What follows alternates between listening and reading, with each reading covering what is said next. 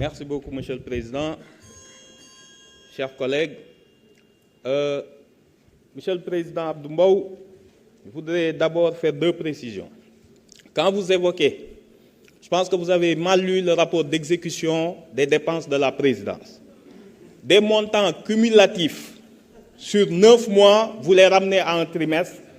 De là, vous faites l'erreur fatale de convertir 15 milliards divisé par jour et ça vous donne 500 millions. Je vous rappelle que c'est sur 9 mois. L'autre élément que je voulais préciser, c'est que le fonds 6 est un fonds. Un fonds ne peut pas héberger un autre fonds. Le fonds intergénérationnel doit être rattaché ou à une institution constitutionnelle ou à un ministère. Un fonds, le décret qui prépare le fonds intergénérationnel est très clair et ce décret n'a pas été révoqué.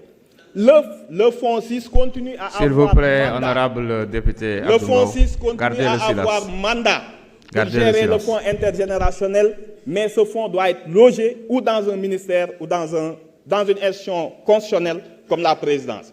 Donc il n'y a que le rattachement qui a été acté au niveau de la présidence et rien d'autre. Je vais revenir sur la loi d'amnistie, Madame Aïssata Tall Sall. Vous avez dit devant le Parlement européen que des individus organisés ont voulu s'emparer du Sénégal pour justifier la répression qui a eu lieu. Je vais vous dire que la loi d'amnistie ne donne pas un droit absolu de non-poursuite.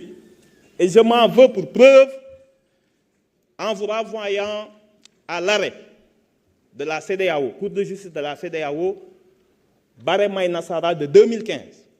La Cour est très claire. La Cour dit qu'elle ne partage pas la conception cynique de vouloir dire opposer à toute mesure d'investigation une loi d'amnistie.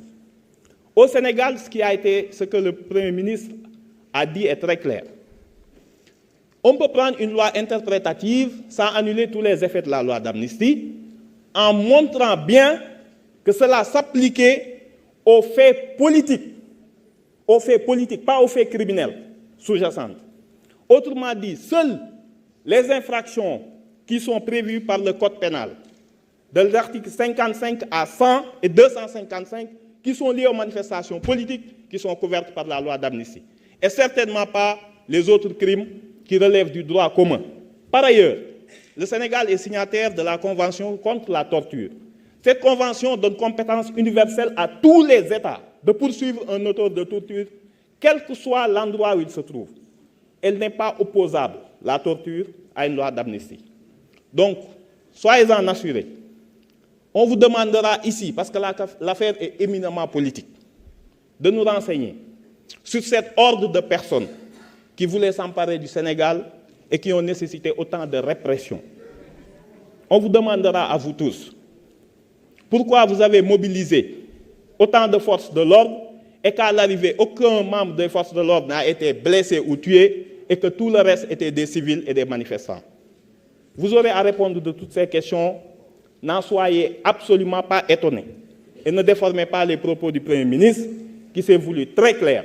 L'amnistie concerne les manifestations politiques, ni les crimes de sang, ni les tortures, ni les disparitions volontaires. Merci beaucoup. Merci beaucoup, honorable député Amadouba, numéro 2. Honorable député Tafsir Choy, vous avez la parole. Honorable député Aïssata Tall Mangawadjal.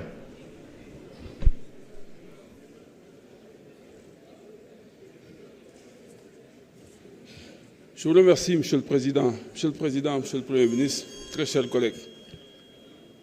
Monsieur le Premier ministre, déglu naa la ci engagement bi nga jël